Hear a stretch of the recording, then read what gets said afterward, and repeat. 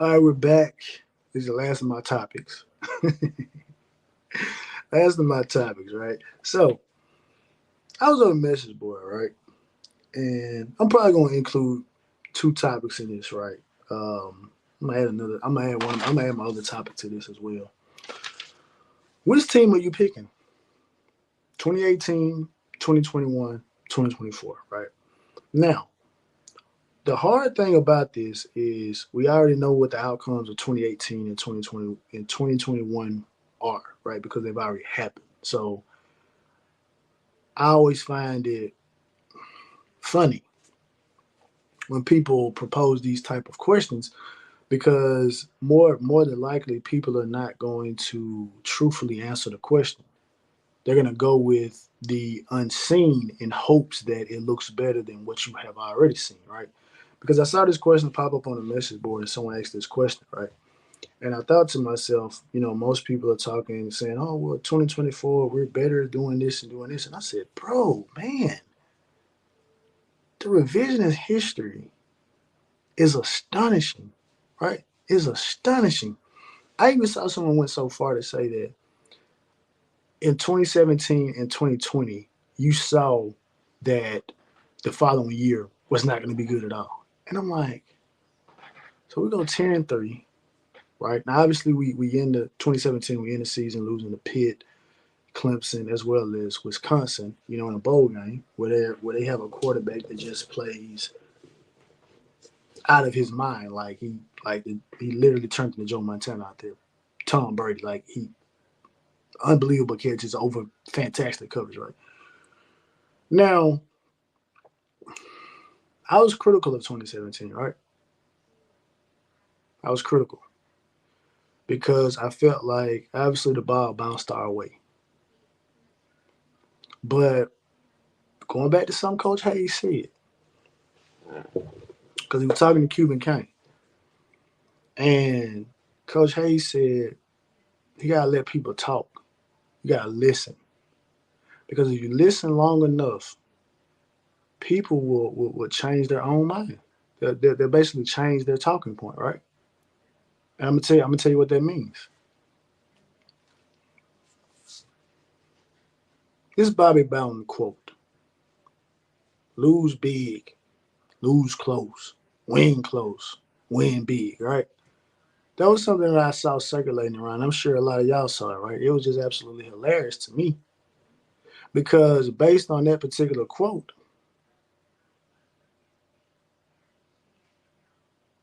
the Miami Hurricanes were in the win close segment of that. Right?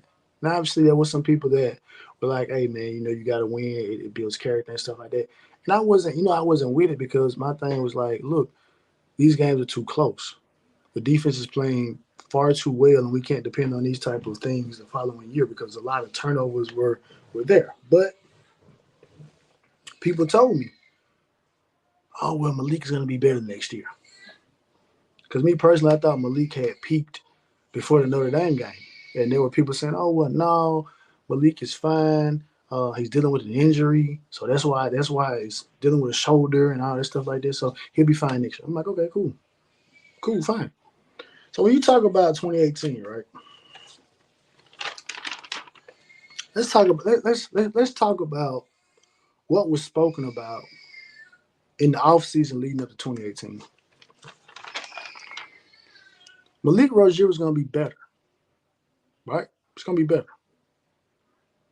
You pick up a guy from East St. Louis by the name of Jeff Thomas, who seemingly seemed like just popped on the screen, went to the Under Armour All American game, dominated, right? Dominated. Oh, well, he's going to come in. He's going to take Braxton Berrios' spot, right? Where have I heard this before? Oh yeah, JoJo Trey's gonna come take X's spot. And this was what 2018. Oh, oh, oh. Amon Richards, probably the best wide receiver in the ACC at that time, right? Probably one of the best receivers, not probably one of the best receivers in all of college football at that time. You got him and an elite defense. Yeah, I'll say it because you had JJ coming back. Linebackers coming back. Defensive line. Um, we're losing RJ and losing Kendrick Norton, but the buzz was Gerald Willis is back. Gerald Willis is coming.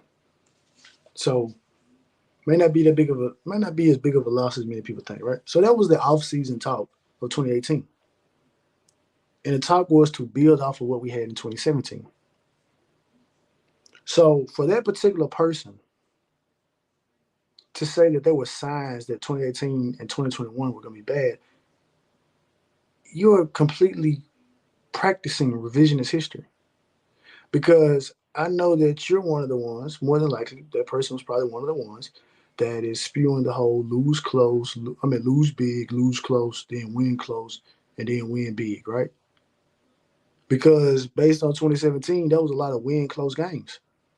So 2018, if we're going by this phrase that y'all have fallen in love with, we're supposed to have won big in 2018. So what are you talking about that you saw things that are going to show that 2018 was going to be bad? Because if that's the case, we can talk about things that how certain things look this year. This year wasn't perfect, but I'm sure you'll find some excuses to see why it wasn't perfect.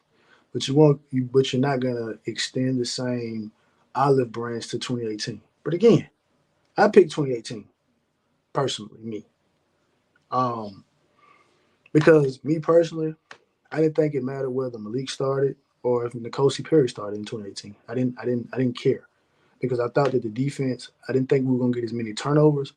But again, obviously a lot of stuff went down the drain when Amon Richards got hurt. Right? We can say that. At the time,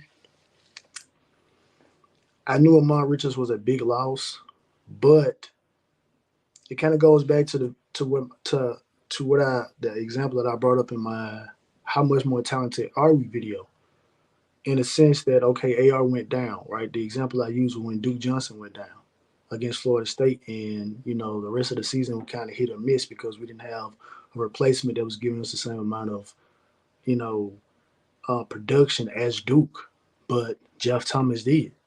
But I don't. But I'm not gonna say Jeff Thomas is a unique talent. I don't think Jeff Thomas was the type of receiver Amari Richards was. So I don't think that was a fair. I don't think that was an even swap based on what it was that AR could do because AR was just complete guy. Run all the routes, was fast. Catch the jump ball. All that stuff like that. Not saying Jeff Thomas couldn't do that, but I don't think Jeff Thomas. I don't think anyone's going to argue that Jeff Thomas was more of a polished receiver than AR. But Jeff did what he could. Right? You come in as a true freshman. A lot of hype and stuff like that on you, but it looks different, right? So I picked 2018 because again we're talking about leading up to the particular offseason. Now, me personally, not to be a hypocrite or anything like that, my statements were that Malik Rozier had to be better, but I didn't think he could be better. Right?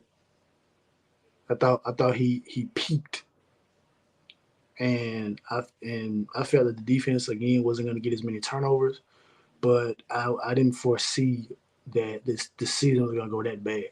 Right? I really thought that N'Kosi Perry probably was going to be able to get the job. And, we saw some signs of life, in that particular season about what, quite possibly could have, happened. The team didn't lay down. I think the biggest highlight of the 2018 season probably was the game against, Florida State where they had us down 21-6, 27-6 or something, I believe. And we came all the way back and beat them, right? And I think maybe some of the Mark Richt's health concerns probably didn't help the matters even more. But I just think like if we're talking about a team that probably could have made a run, barred injuries, not gonna. I mean, may have not made the playoffs, right? But I do think that that would have been a team that fully healthy. I think we could have done something in the ACC that particular year, right? Just kind of looking back at it, the two most, just looking at it, I was really, really excited about that team. I really was. Let's go to 2021. All right. fresh off the heels of 2020, right? Season where we went 8-3. Obviously, the big knock on that particular year obviously was the North Carolina game where they just I don't even want to talk about it, but we know what that was, right? But let's talk about leading up into that season, right? Now, obviously, Derek King sustained an injury, but we saw N'Kosi Perry come in the bowl game, and we really saw what we thought a Red Lashley offense would look like, right? In terms of the pass game, you know, N'Kosi having a bigger arm, being taller, having some of the same escapability that Derek King had, allowed for guys to stretch the field, right? Which we saw again. N'Kosi Perry stretched the field in 2018. Led us to a comeback, right? So I would have been enamored with how that looked, right? But it didn't happen. He obviously transferred out with the FIU. Went with the FAU. My bad. And this is when I stopped really listening to reporters like I wanted to, right? Because we understood the injury that Derek King suffered. And so I was under the mindset it's like, I mean, y'all can talk about Amari Rogers, y'all can talk about Adrian Peterson, y'all can do all this stuff, but when you can name the guys that have recovered from this that fast, it just goes to show you that it's a very small class. It's not a lot of guys, right? So the general recovery time is gonna be the general recovery time. So you go out, getting reports back. Oh well, he's looking good. He's not. He doesn't have a limp or any of that stuff, right? So when they said that, I said, okay, well, cool. King is fine, right? So what was the other big thing that people were excited about in 2021? Man, Diaz is calling the defense again. Remember that? Because when Blake Baker was calling the defense, when the defense looked good, everybody said, "Oh, look, Manny's taking back over defensive play calling." And I will always ask, well, if Blake Baker is incapable of calling the defense correctly, why is Manny just inserting himself later in it, picking and choosing when he wants to insert himself? Because if that's the case, in big games, go ahead and just take over defensive play calling altogether. Don't just pick and choose when you want to call plays. It is what it is, right? The hiring of T. Rob. Remember that? We hired T. Rob. Oh man. T. Rob, great.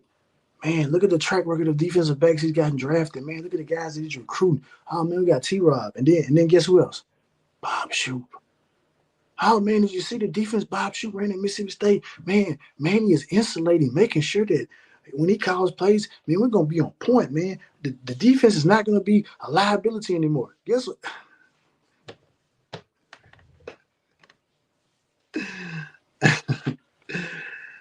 Bob Shoop had that great defense at Mississippi State. Then he was up there at Michigan. Helping advise the defense up there. So we just gonna get him in as an analyst, right? Because that's what the big programs do. Oh man, he's making all the right steps. I didn't hear nothing about culture. Just had to put that in there. Oh man, we got James Williams and we got LT. Manny showing he can recruit. I didn't hear nothing about getting those guys because of COVID.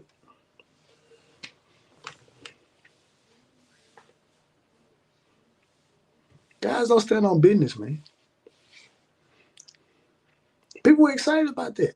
Again, I was excited about T. Rob because I know what T. Rob had single-handedly done in terms of helping, along with Will Muschamp, helping build a lot of those University of Florida secondaries, right? With some big-time guys, right? So I understood the impact that he could have down here, obviously being from this area, being from the Miami area.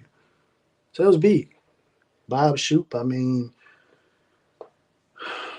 people hyped it up. So it's like, okay, well, May's going to insulate it and Bob Shoop's going to do this and May's going to do all that and stuff like that. But again, I did not hear anything about if Manny didn't have to call plays, he would have been fine. I didn't hear that.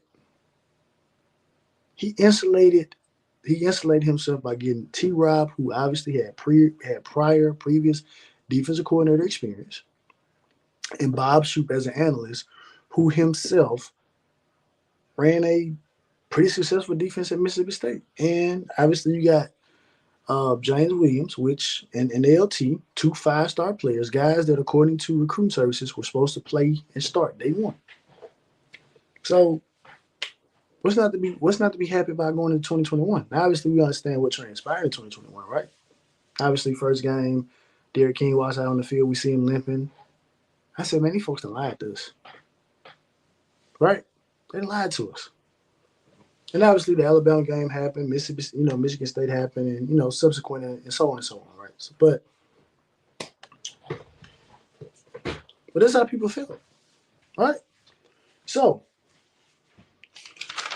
going to 2024, what are the talking points for 2024? Cam Ward, okay, that's big time. I don't think Cam and people will argue this, but Cam Ward's resume is not as good as Derek King's resume, but he's a good player. Trenches. I done heard about this so much. I done seen people on Twitter. That's a part of their name. Trenches. So yeah, we'll see. Good freshman class, maybe even great freshman class. Let's say great freshman class, right? Good defense returning, and then you have the transfer portal to fill in what you need, right? So those are the big talking points. Now, when you look at this collectively, that's hard to me to pick which one you want. Now I know again, like I said, most people will pick 2024 because you don't know what happened. You don't know what has happened yet because 2024 season has not started, and you know what happened in 2021, and you know what happened in 2018. But again, as I say, knowing that individuals do not stand on business in any shape, form of any shape, form, of fashion, and they're quick to turn around and tell you this.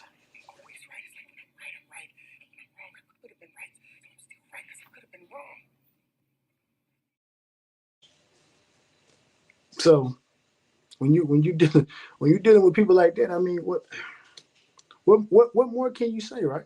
Like we spend time arguing with some of these individuals, and you got to tell the kids this. Your father never had the makings of a varsity athlete. You got to tell the kids that, right? But and for the guy that said that there was telltale signs in 2020 and 2017 that 2018 and 2021 were going to be bad. Look, what does that say? Bald-headed lies. You're telling bald-headed lies, man. And that's the bulk of, like, literally right now on the message board, right? Because like I said, I'm been dealing with my kid and stuff like that, so I ain't really been as active as I want to. But the last time I was on the message board, I'm going back and forth with the guy, right, about Mario, right? And this is see this is what gets me, right? You would say that people are and this transitions into my next topic, right? Year one versus year three expectations. When Mario got here year one, I said it, 10-2. Why did I say 10-2? Because to kind of use a little bit of Coach Hayes' logic, let's go back to 2018 for a second. I mean 2021 for a second, right? Obviously we ended that season 7-5, right? Let's go back there for a second. If Borregales makes, the field goal at Virginia, that goes 8 wins. If the Corey Couch doesn't make a coverage blunder against Florida State, that goes to ninth win. And to Coach Hayes' point, you take a knee against Georgia Tech, you win the game, right? So there goes 8. So ideally, realistically, and I probably could have argued for a 10th game. I could, to be honest with you, I could argue a 10th game in 2021, North Carolina, because we had the ball in position to win the game, and Tyler Van Dyke throws an interception in the red zone, right? So I literally can argue that 2021 should have been 10 wins, even with the amount of injuries that we had. But I'm not the guy that does the moral policing. But seeing is that people want to do it, I'll do it with you. So those three convicting things right there set the stage for 10-2. It didn't happen. So I rolled back my expectations last year. I said 7-5. We went 7-6. This year, before Coach Hayes opened my eyes, I said 8-5. But I'm at 11-1 now. I'm at 11-1 now because there's no more excuses. So it's just like this. The guy was saying, "Look, oh man, y'all love to discredit Mario. Y'all are Mario haters." No, no, no, no, no, no, no. See, you don't like it when I give you the cold dish that you gave me. All right. See, that's the problem. See, people don't like when you give them the same cold dish that they gave you, right? And what do I mean by that? Y'all have spent a lot of y'all have spent a lot of time talking about what Manny Diaz didn't do and softness of players and all that particular stuff like that. You spent time disparaging him when he was here, y'all loved him, and when those players were here, y'all loved them too. Y'all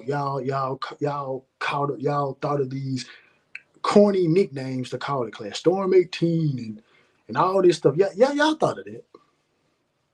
Those dumb monikers. Y'all did it.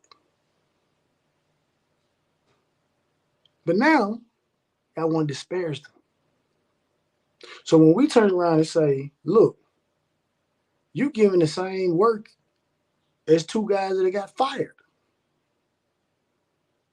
And you have nowhere near the hill to climb that they had to climb because they had to deal with Don Shalala.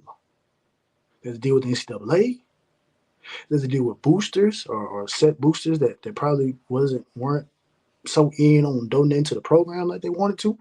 And you got NIL, so you're not worried about the SEC bag man coming in and taking all the talent. Again, excuses that I heard.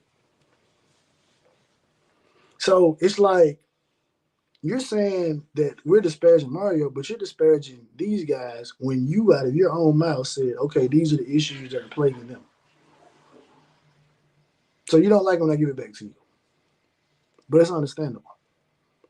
But again, like Coach Hayes said, how do you say that year three expectations are lower than year one expectations? Because contrary to what people say, the general consensus year one was 9 to 10 wins. Why was it? Because of how 2021 ended, quarterback we had, the young guys coming back, all that good stuff like that. That was the general consensus. Now, obviously, people want to move the goalposts now, and people are you know,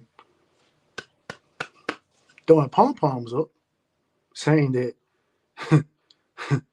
oh, the program is in the upward trajectory. It wasn't in the upward trajectory in 2021. But no, let's go back to the Bobby Bowden quote. So y'all don't like it.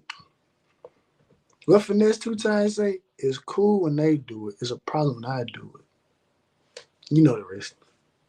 So according to Bobby Bowden,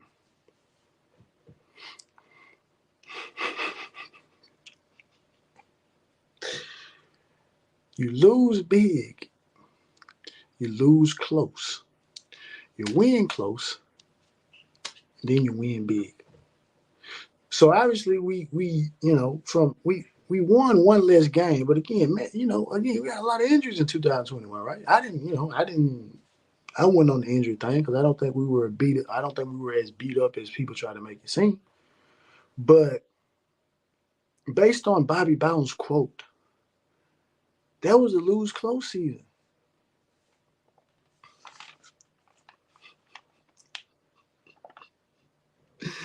That you hear me? That was the lose close season.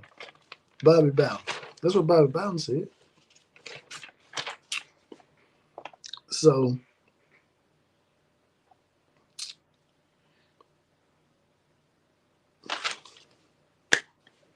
So what am I supposed to say? You know, why are expectations lower this year for year 3 than they were for year 1? All right. So with that being said, like I said, I'm not hoping Mario gets it turned around. He better get it turned around. The expectations are 11-1. I expect 11-1 this year, and I said it on my other show. It's time that we need to hashtag it or whatever. We need to bring the standard back. He should have never left. Because at the end of the day, people are acting like, oh, well, you know, you can't undo 20 years of this and this. Who says who? Says who? I watch um, real estate. I see people go out in the middle of nowhere. Ain't nothing there. Just 300 some acres. And within 2 years, they got a whole thriving community out there. And it was nothing out there. There was no septic. There was no electric. There was nothing there. Just bare land. Nothing. And in 2 years, you got a whole community there. Are you telling me that you can't win a couple of games? You telling me it take that much to win a couple of games? I'm gonna tell you something else that's funny, right? Shout out to South Coast K. I'm gonna get out of here after this.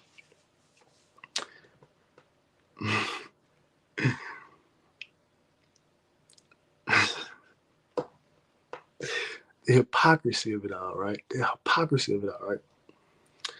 Larry Coker was fired, right? Larry Coker was fired because it was said that the talent just can't win games. You gotta be able to coach. And in 2024, there are people saying, well, Mario's going to put so much talent on his team, it don't matter about the coaching blunders.